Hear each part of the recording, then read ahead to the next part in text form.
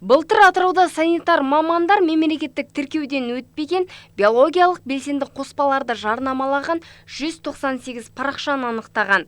Бүгінде олардың 52-сі қызметін тоқтатты. Дегенмен дәріханалар мен дүкен сөрелері әлі де бат өнімдерінен толып тұр. Оның ағзаға пайдасы мен зиянын екшеп жатқан тұтынушы аз. Мамандар бат жарнамасы интернетте жауыннан кейінгі саңырауқұлақтай қаптап жүргенін айтады.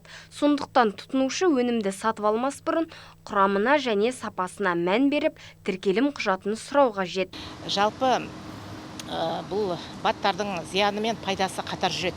Қазіргі уақытта енді тұрғындардың көбі оны пайдасын көбірек көреді, пайдалы деп пайдаланады. Жалпы ескертетін жағдай, баттыда дәрілік заттар сияқты бұны дәрігердің тек қана нұсқамасымен пайдалану керек. Өз бетінше әркім әр жерден әр нәрсені сатып алып, біреудің айтқанымен оларды ішуге болмайды. Себебі бұлар организмге, ағзаға пайда келтірумен қатар басқа жағынан зиян келтіруі мүмкін.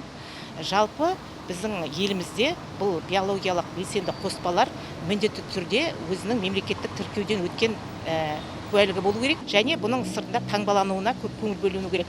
Біріншіден, бұл баттың аты, шыққан елі, бұны импорттаушы мекеменің аты жөні, адрестері көрсетілген болу керек. Жарқын Айқанатова, Фархат Тәжібаев, Каспиан Ньюс.